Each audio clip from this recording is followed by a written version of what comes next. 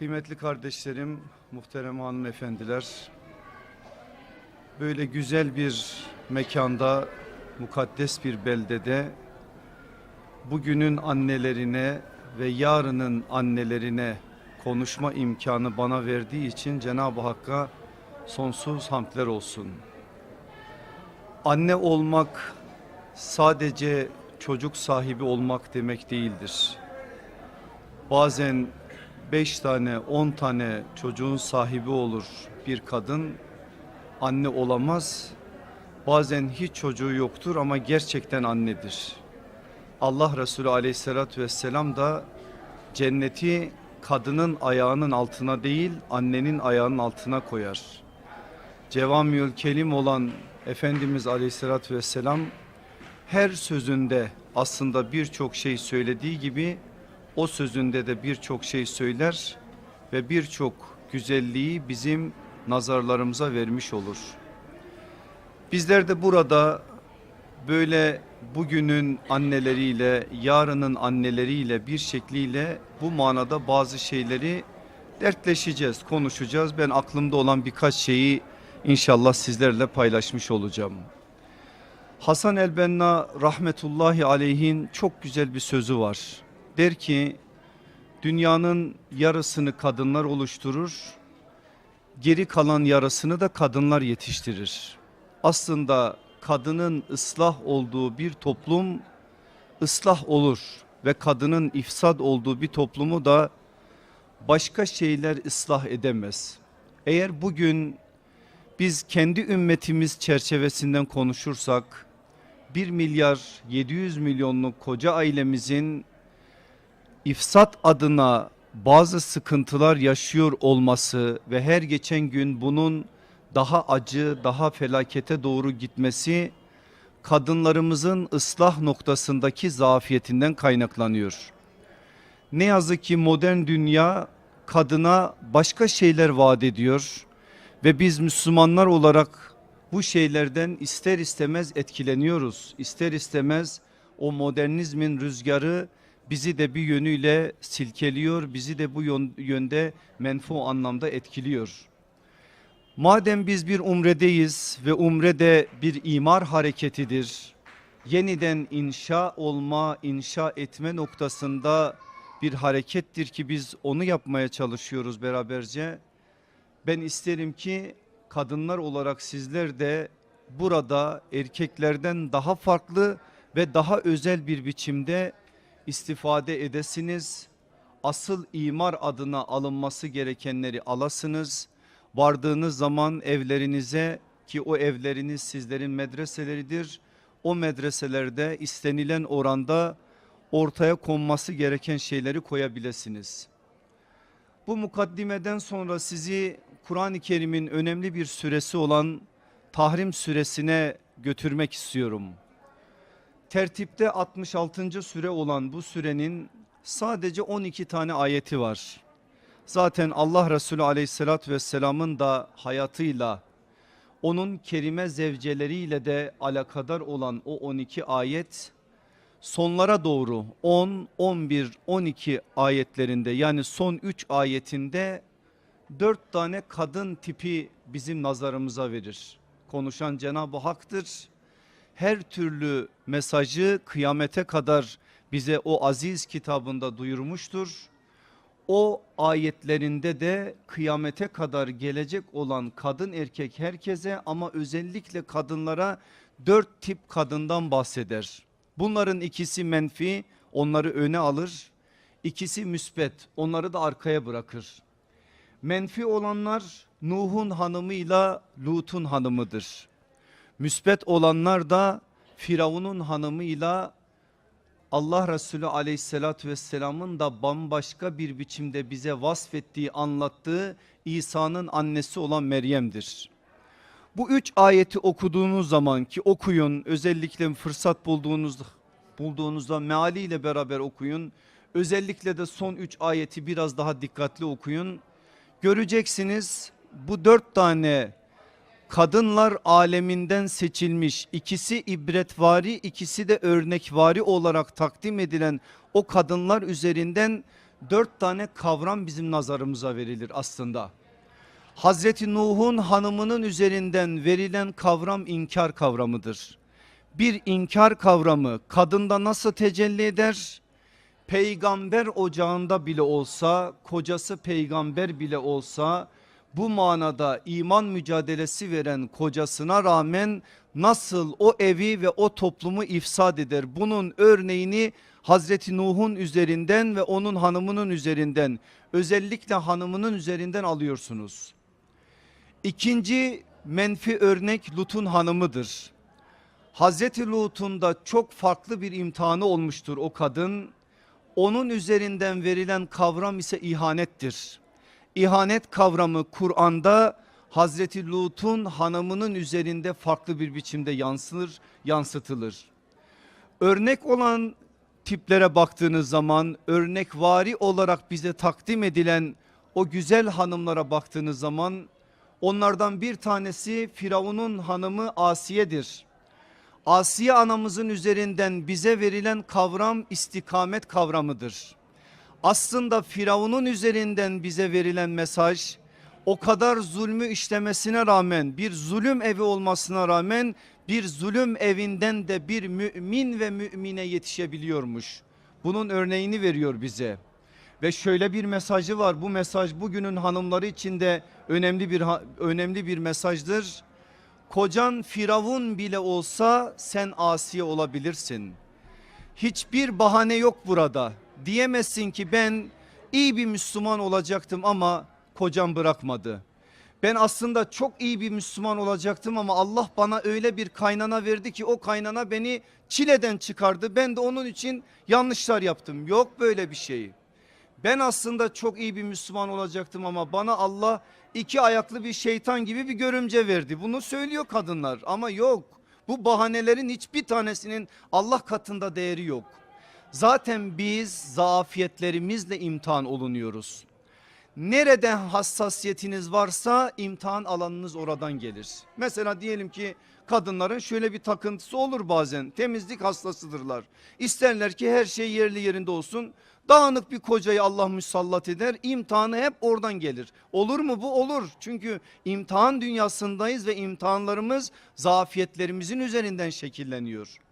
Ama Asiye anamız istikamet çizgisini düzgün bir biçimde koruyarak sonuna kadar o çizgiyi koruyan, muhafaza eden birisi olarak Firavun gibi bir kocanın, Firavun gibi bir ocağın içerisinde olsa dahi Kur'an'a girebilecek kadar istikameti kuşanmış bir kadın olunabileceğinin örneğini bize veriyor. Müsbet olan dördüncü örnek Meryem validemizdir. Meryem validemizin üzerinden verilen mesaj da itaat kavramıdır. 12. ayetin son cümlesini okuduğunuz zaman Meryem validemizin temel hususiyetinin itaat olduğunu söyleyecek. Niye Meryem anamızın üzerinden itaat kavramı verildi?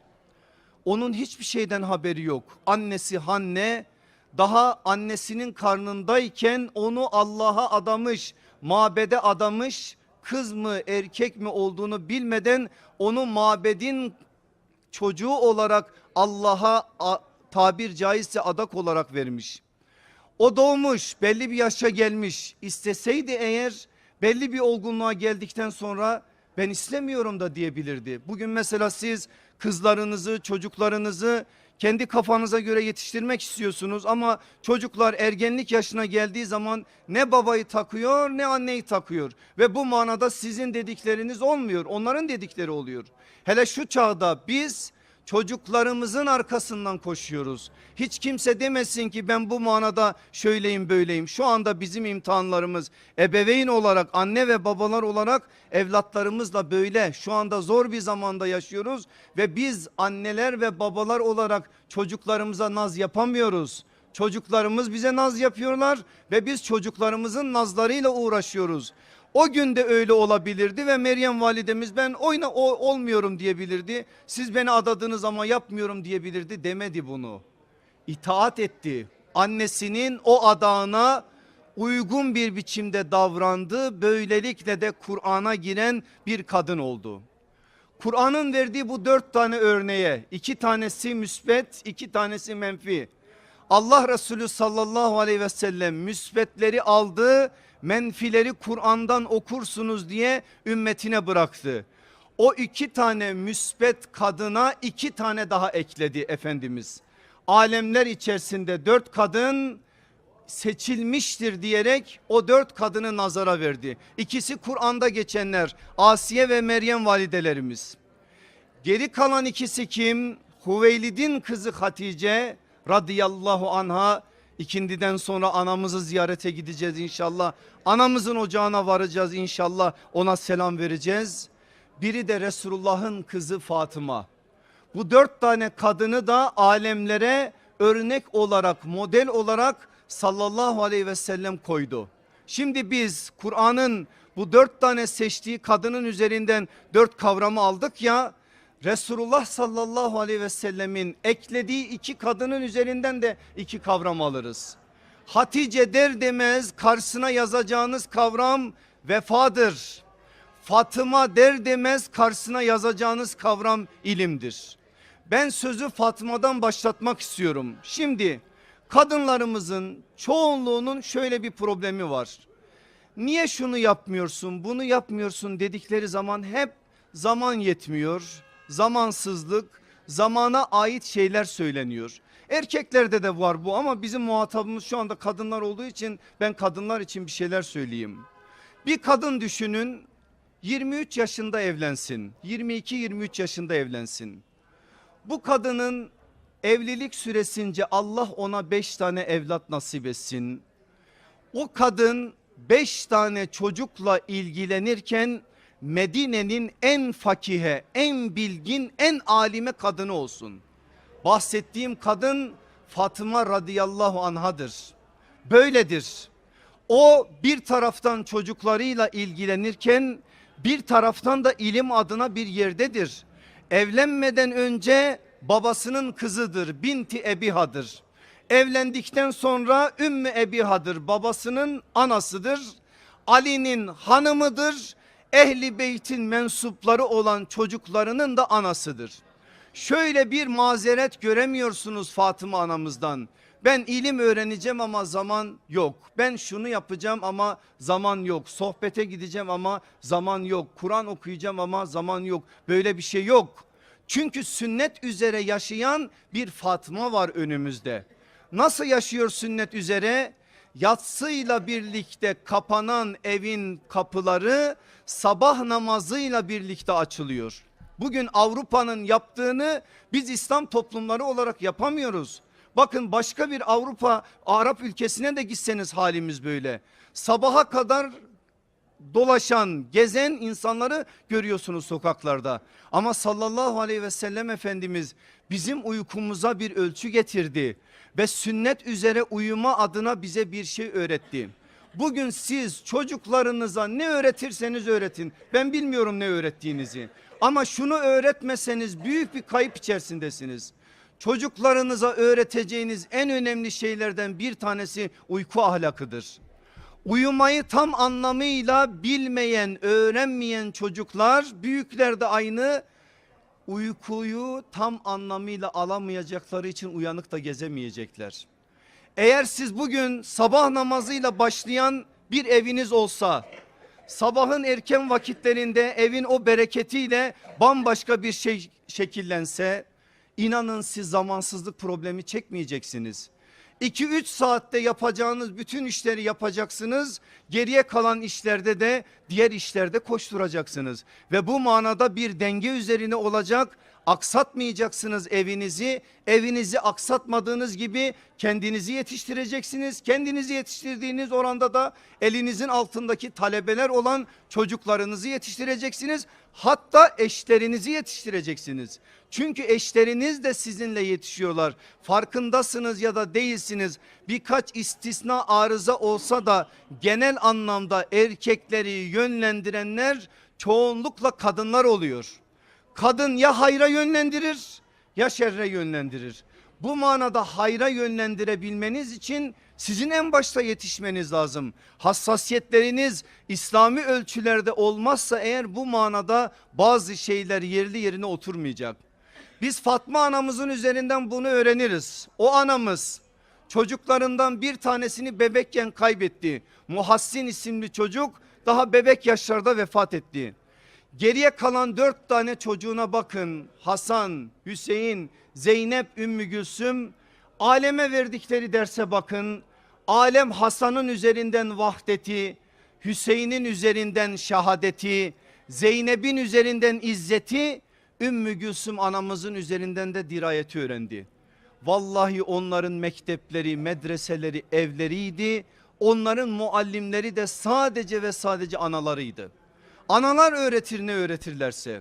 Bugün cemaatlere, vakıflara, derneklere, Kur'an kurslarına biz çocuklarımızı emanet ediyoruz. Zaten de emanet edeceğiz. Başka ne yapacağız? Ama eğer o çocuklar aile terbiyesi almadan bir Kur'an kursuna gidiyorsa, bir cemaate dahil oluyorsa, aile terbiyesinden mahrum olduğu için oralar o terbiyeyi veremiyor. Anasının dizinin dibinde ilk terbiyeyi almamış hiçbir çocuk bir toplum içerisinde sağlıklı birey olamaz. Bunu bir kere iyice bilin. Hiçbir okul ananın verdiğini veremez. Bugün analarımız o şeyleri veremediği için toplumda biz bu sıkıntıları yaşıyoruz. Onun için Fatma anamızın bu örnekliliği bize örnek olmalı. Gerçek manada hem kocaya hanım olma adına, hem evlatlarına anne olma adına, hem de risalet davasına anne olma adına ortaya koyduğu o örneklik bize bu manada çok ama çok şey söylemeli. Şimdi muhtereme hanımlar, ben size asr-ı saadetten 2 model aktarmak istiyorum. Özellikle bunların üzerinden bazı mesajları almanızı istiyorum.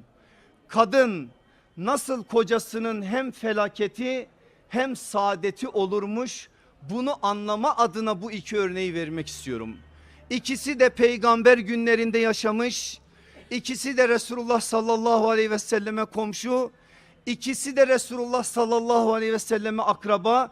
Birisi biraz daha yakın akraba ama birisi Kur'an'a odun taşıyıcısı olarak giren bir kadın. Birisi de Resulullah sallallahu aleyhi ve sellem tarafından saliha kadın mı, işte bu kadın diyerek parmakla gösterilen bir kadın. Bu kadınlardan bir tanesi menfi olan Ümmü Cemil, müsbet olan ise Ümmü Hakem'dir. Ümmü Cemil Ebu Leheb'in karısıdır. Tebbet suresinde onun hali cehenneme odun taşıyıcı olarak hammaletel hatab diye giriyor. Eğer Ümmü Cemil olmasaydı inanın Ebu Leheb belki de o tebbet ya da Ebi Lehebin ve teb ifadesine maruz kalmayacaktı. Çünkü kaç kez yeğeninin söylediklerinin doğru olduğuna kanaat getirdi. Ama oraya doğru kaymaya başladığı anda bir kadın oraya bir set çekti. Hayır dedi, başka şeyler söyledi. Hasetinin kurbanı oldu, çekememezliğinin kurbanı oldu. Kocasına başka şeyler söyledi, başka şeyler istedi ve kocasının da kendisinin de felaketini getiren bir kadın oldu. Ben o 2 kadını kıyaslarken size şöyle bir cümle vermek istiyorum. Ümmü Cemil daha iyi bir hayat istedi kocasından. Ümmü Hakem daha iyi bir ölüm istedi kocasından. Ümmü Cemil daha iyi bir hayat istediği için o hayatı elde etme adına gayret içerisinde oldu Ebu Leheb. Niye sen diğerleri gibi değilsin diyordu Ebu Leheb'e. Niye baban Abdülmuttalip diğer oğullarını daha çok seviyor da seni sevmiyor diyordu. Hep kocasını ailesine karşı kışkırtıyordu. Ailesine karşı bir şeyler söyleyerek onu dolduruşa getiriyordu. Böyle yapa neticede vardığı nokta o oldu ve o hasetinin kurbanı oldu. Buradan alın alacaklarınızı, ben bu modelleri özellikle seçtim ki gerçekten uç noktalarda olan örnekler olarak bize çok şeyler söylerler. Bugün hanımlarımızın büyük bir kısmının problemlerinden bir tanesi de kocalarının aileleridir. Bir türlü barışamazlar. O şöyle dedi, o böyle dedi.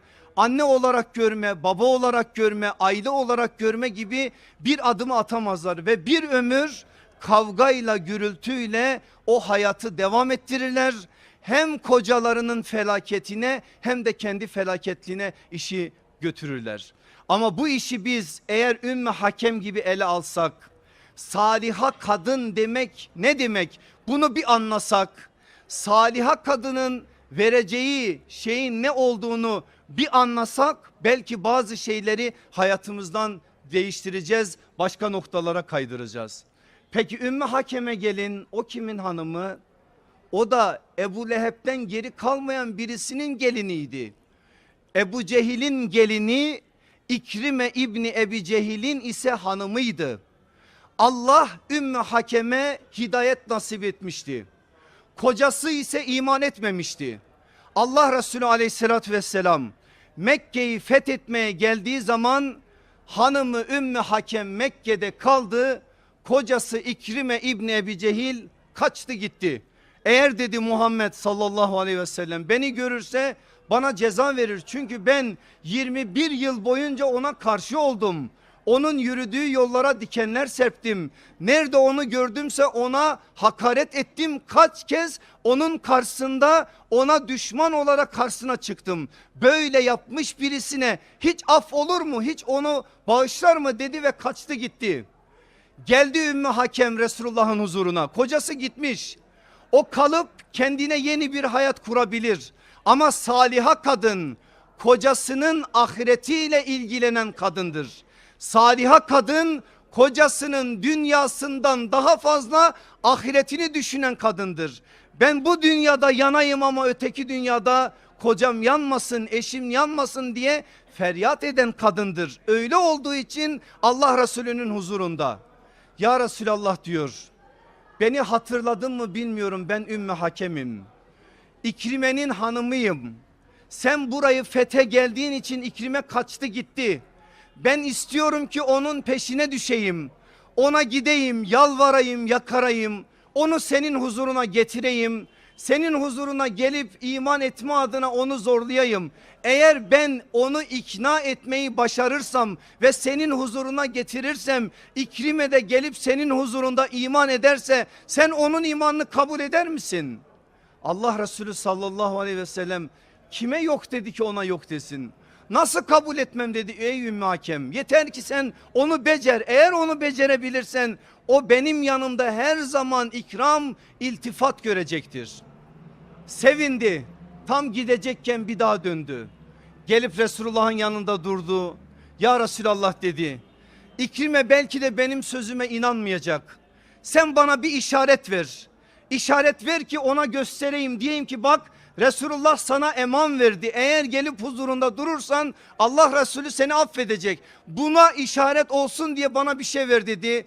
Allah Resulü aleyhissalatü vesselam kurban olduğumuz hiç düşünmeden o güne kadar başında taşıdığı siyah sarık ki fethin sembolü olmuş. O siyah sarık şöyle çıkardı, Ümmü Hakem'in eline bıraktı. Bu sarık sana işaret olsun dedi. Allah Resulü'nün sarığını aldı, çıktı yola. Nereye doğru gidecek? Ta Yemen'e kadar. İkrime Habeşistan yolcusudur. Aslında Habeşistan'a doğru kaçacak. O da onun arkasından tek bir kadın olarak kocasını imana taşıma hassasiyetiyle koşacak, gidecek, yetişecek Yemen'de. Kocasıyla bir yönüyle ikna adına bazı şeyler konuşacak. İkrime ikna olmuyor. Eline ayağına yapışmış. Senin bildiğin gibi değil diyor Resulullah. Vallahi o öyle affı, mağfireti, müsamahası o kadar geniş ki eğer sen gelir onun yanında bu manada iman edersen sen de göreceksin onun nasıl olduğunu. Alttan girecek, üstten çıkacak muhtereme hanımlar ve ikna edecek İkrime'yi. Tutacak elinden İkrime'nin, Mekke'ye bir daha geri getirecek.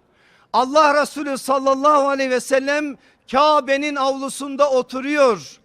Karı koca el ele. Efendimiz bakıyor ki gelen İkrime'dir. Bakın peygambere, nasıl bir peygamberimiz var. Kaybettiğimiz nebevi ufuk, peygamberi ufuk nasıl bir ufuk, buradan anlayın.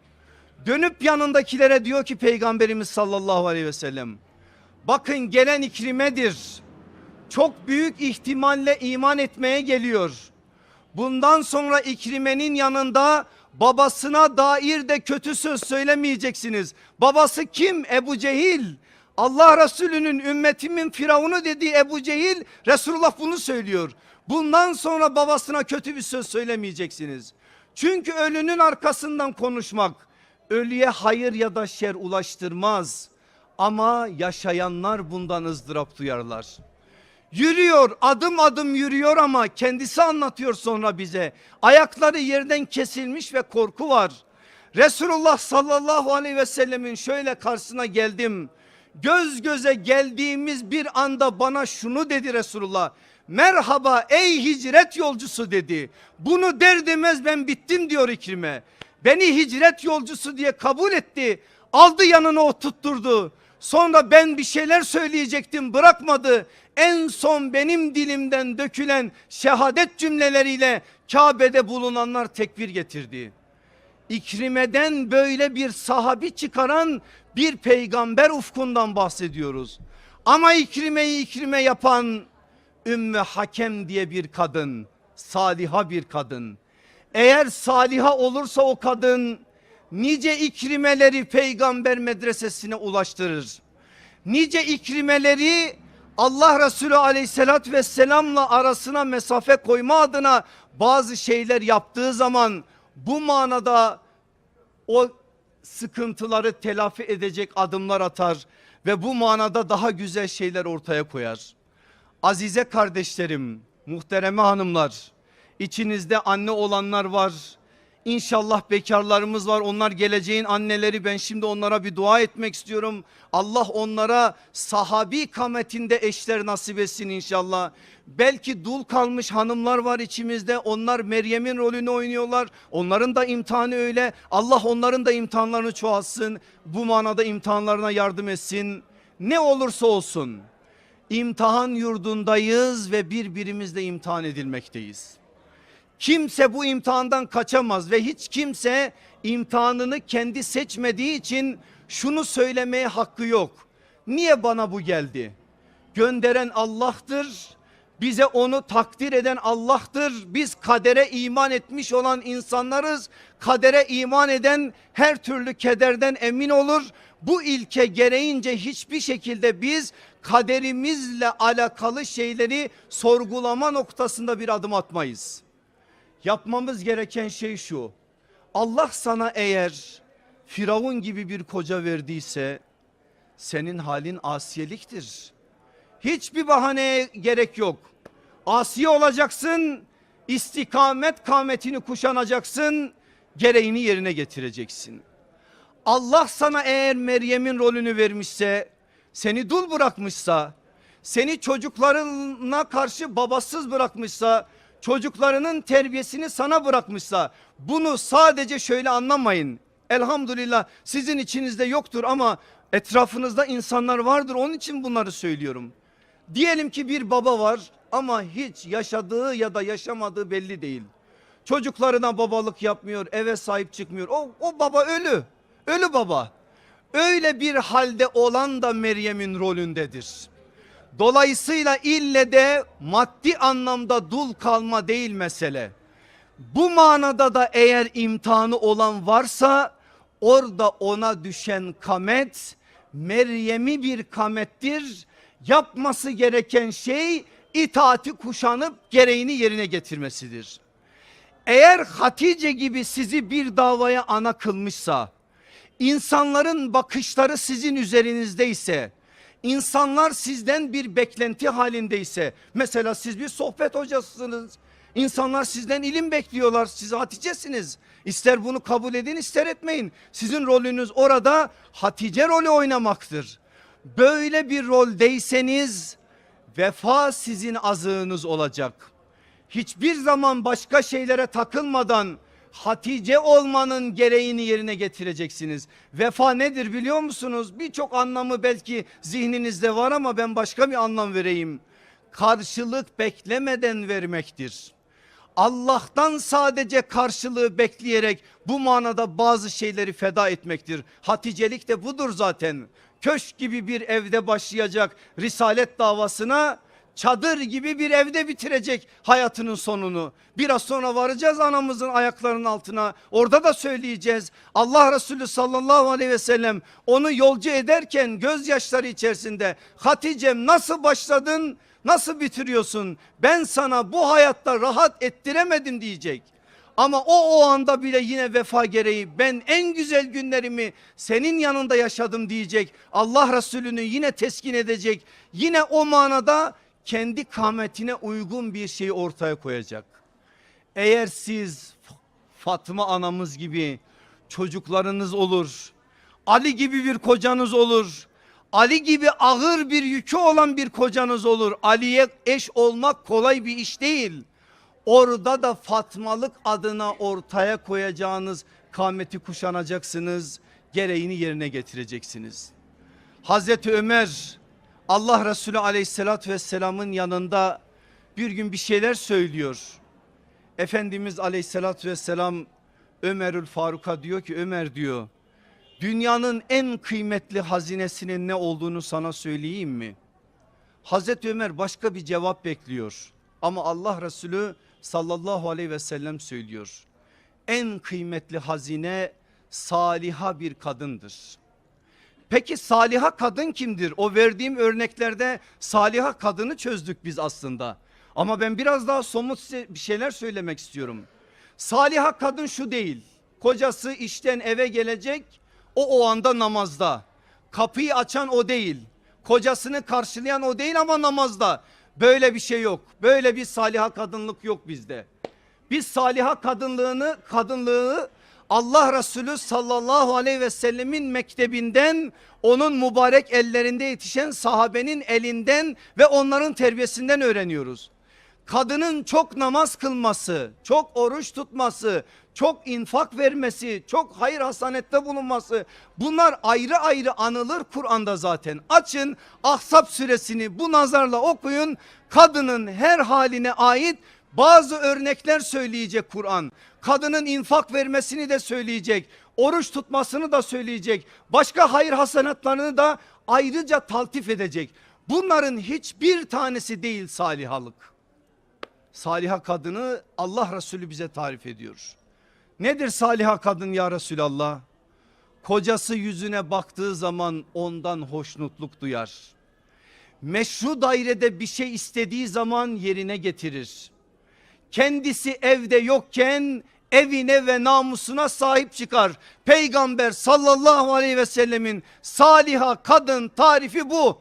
Bunda ibadet şu bu yok. Sohbetten sohbete koşan kadın yok. Bunlar yok. Bunlar ayrı şeyler. Allah Resulü'nün saliha kadın tarifi bu. Bakmak isteyen baksın Darimi'ye, bakmak isteyen baksın Müslim'e. Bu hadisi orada daha farklı bir biçimde görecek. Neymiş saliha kadın? Baktığı zaman kocası içinde serinlik olacak. Yine gideceğiz eve, yine başlayacak kadın, yine başlayacak kavgaya, yine başlayacak gürültüye. Böyle arka ayaklarıyla eğer yürüyorsa bir koca evine, ortada bir problem var. Şimdi beni kınayabilirsiniz, dersiniz ki hocam niye bize hep hitap ediyor? Ben size hitap ediyorum. Bir ay önce Pendik'te erkeklere hitap ettim. İsteyen açsın okusun, dinlesin o dersi. Hatta o dersten sonra erkekler kızdılar bana, hocam çok yüklendin dediler bize.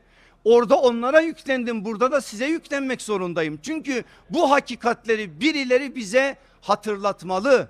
Bugün biz aza kanaat ederek daha iyi bir ölüm, o helal dairede yaşama adına bir gayret ortaya koyma noktasında bazı şeyleri ortaya koymazsak inanın kocalarımızın felaketi oluruz.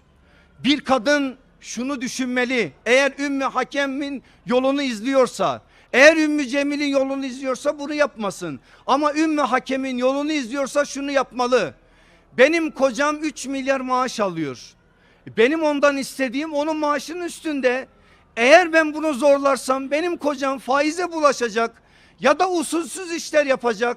hak yiyecek, onun bunun hakkına girecek. Ben buna sebep olursam eğer yarın Allah'a Ümmü Cemil olarak gitmek var. Yani cehenneme odun hamalı olarak gitmek var. Böyle bir şeyle gitmektense ben aza kanaat ederim.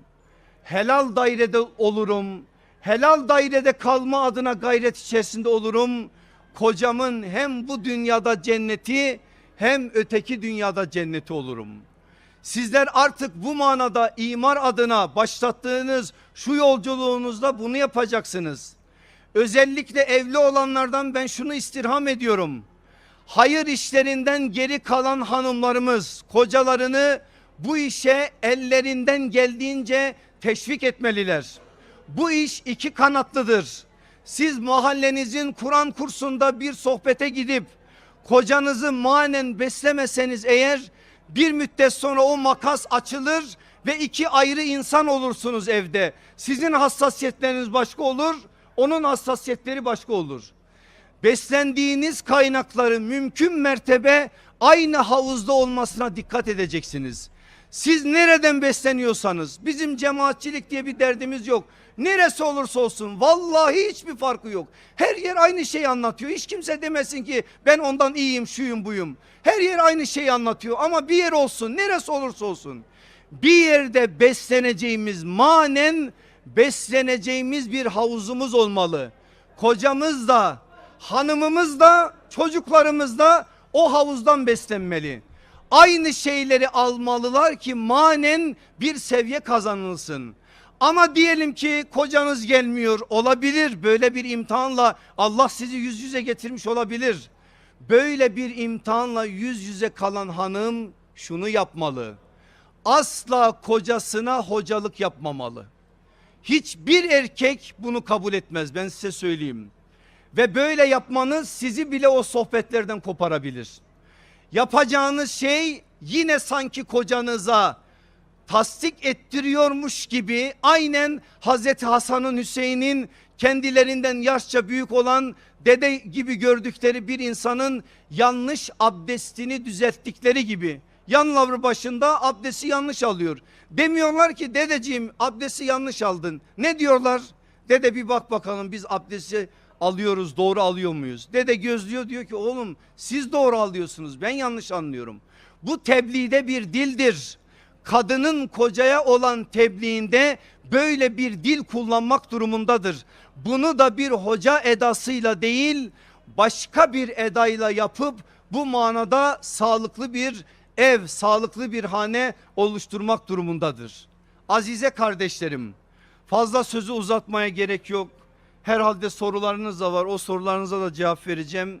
Son söz olarak şunu söyleyeyim. Kadınlar gerçekten bu toplumun temel taşıdır. Kadının ıslah olduğu bir toplum ıslah olur. Çünkü bu iş haneden başlar. Evler Medine olmayana kadar caddeler, sokaklar Medine olmayacaktır. Sofralar suffa olmayana kadar talim ve terbiye adına falanca okulda, filanca vakıfta, filanca dernekte alınanlar havada kalacaktır. Bunu da yapacak olan kadınlardır, yani sizlersiniz.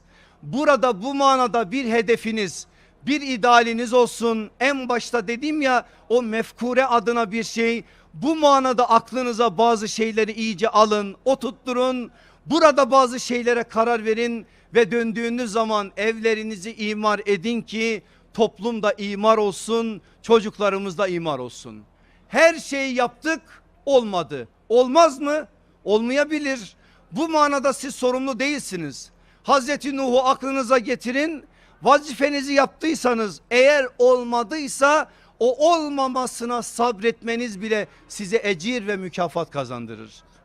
Cenab-ı Hak hepinizin imtihanlarını kolaylaştırsın. Bizlere katından rahmet eylesin. Evlerimizi Medine, sofralarımızı suffa kılsın. Sizi saliha hanımlar eylesin ki toplumumuzun ıslahı sizlerin eliyle olsun. Allah bu uğurda, bu manada sizlerin yar ve yardımcısı olsun inşallah.